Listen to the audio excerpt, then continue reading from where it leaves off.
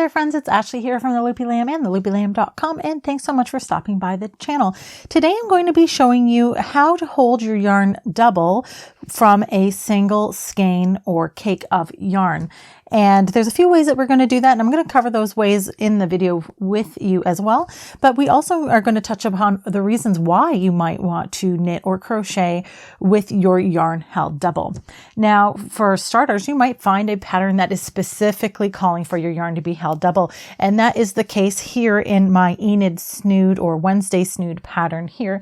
And there were two reasons why I held the yarn double in this pattern. And they're the two of the main reasons why you'd want to hold your yarn double. And those are because you can't find the right color in the yarn weight you're looking for. So in this instance, the colors had to be as close as possible in order to match the snood in the show Wednesday. And I couldn't find these exact colors at my local store in chunkier weight yarn. And the actual project in the show was made with chunkier weight yarn, and I just couldn't find it. So what I did is I found those colors in a worsted weight yarn, and I held the yarn double while I crocheted in order to create that chunkier weight yarn.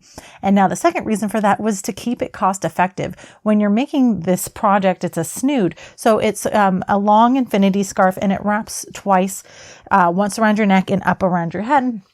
And now when you're buying chunky weight yarn or super bulky weight yarn, it can get really pricey, and the yardage per ball for that yarn is smaller than you would find in a thinner weight yarn. So I saved myself some money by buying worsted weight yarn instead of trying to get that super bulky or chunky weight yarn instead. So saving money and finding the right colors for your project are two of the main reasons why I personally hold yarn double.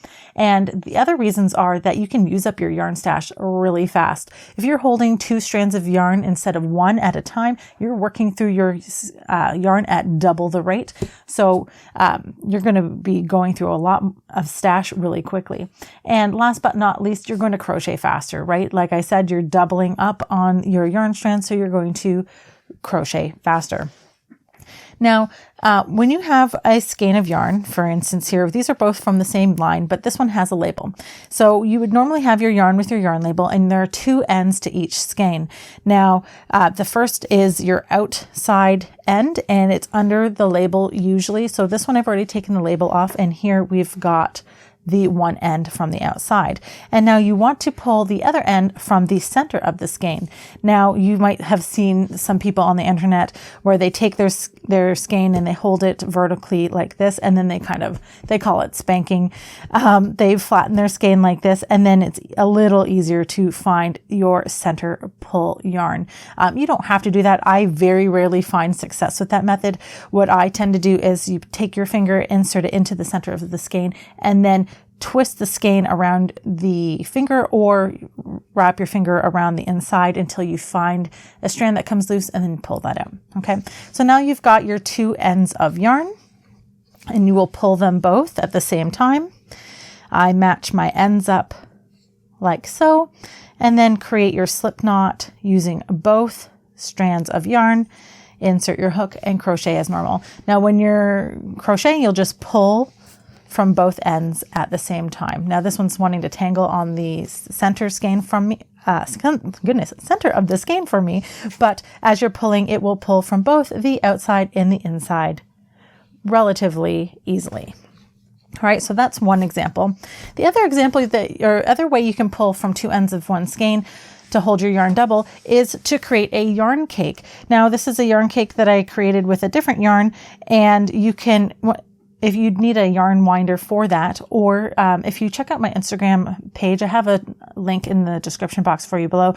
If you don't have a yarn winder, to show you how you can create a center pull ball of yarn without any of those tools. So what we do here, I've got my yarn cake, and then I will just pull from the center and pull from the outside at the same time. Now, I do recommend that you have a yarn pole if you're using the yarn cake, or even a yarn ball, because you do need to pull up. Okay, so when I do this, I usually put my yarn bowl on the floor with my yarn cake inside. Now, the other way that you can do this is to create 2 yarn cakes from the same ball of yarn or skein of yarn. Now that is what I did when I did my Enid snood. I split the yarn skein in half and I created 2 yarn cakes, and then I just pulled from the center pull on both yarn cakes and crocheted that way. So that's it. That's how you hold your yarn double from a single skein. And if you're not familiar with how to crochet with the yarn held double, I'll show you that super quickly. So you've got your slip knot. You're going to need to adjust your hook size accordingly to your yarn weight. And then you'll just crochet as normal, holding both strands of yarn like it is a single strand. And you'll just crochet as you normally would. Now, if you are unsure about what yarn weights held together create a new yarn weight, I have a cheat sheet for that over on my blog, theloopylamb.com, in the written version of this tutorial. And I've linked to that in the description box below. And you can check out that cheat sheet there. And it is just an estimate. Every yarn in the same yarn category is different, but it is a good starting place to get started when you're unsure of what 2 yarns will create being held together. If you enjoyed this tutorial and you found it helpful, please hit that like button and please consider subscribing to this channel. And again, if you like free crochet patterns, there's plenty on my blog, theloopylamb.com, many of which have step-by-step video tutorials as well. Thanks so much for watching, friends. Happy hooking, and I'll see you next time.